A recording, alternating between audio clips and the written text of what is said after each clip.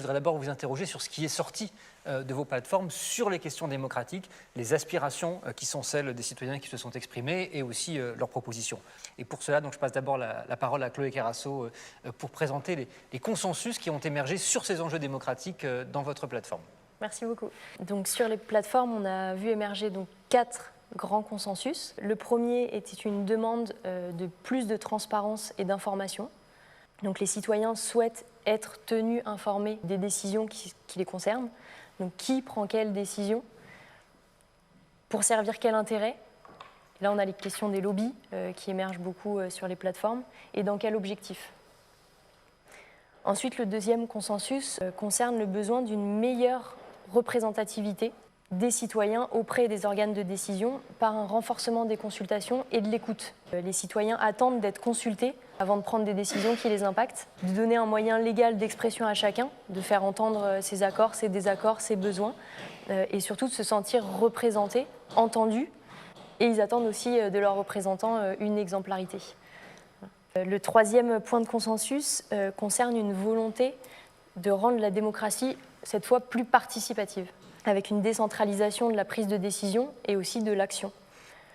Donc favoriser la diversité des moyens d'expression, par exemple, ou encore soutenir, financer, accompagner les territoires pour les aider à renforcer cette démocratie participative.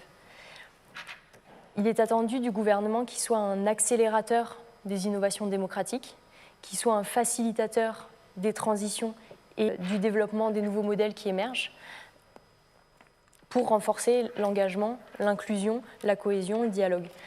Et on voit que les solutions existent déjà. Il y a déjà des acteurs qui ont commencé cette transition démocratique, et donc il y a une attente de soutien, de financement, de créer un cadre qui est propice à l'expression, la mise en réseau et la récompense de ceux qui ont déjà un impact positif. Et enfin, le dernier consensus s'exprime en faveur d'une définition et d'un respect du cadre de participation.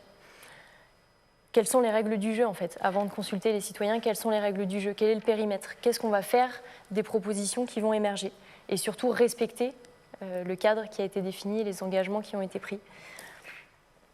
Il semble en fait indispensable pour avancer de donner une légitimité et de valoriser la parole à la fois des citoyens, mais aussi des élus locaux, et de recréer cette collaboration entre décideurs et citoyens.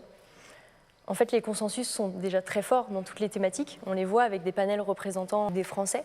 On sent qu'il y a un besoin en fait, légitime dans un pays démocratique d'avoir un alignement du gouvernement sur ces consensus et surtout une prise de position et une action qui découle de ces consensus qui émergent auprès de la société.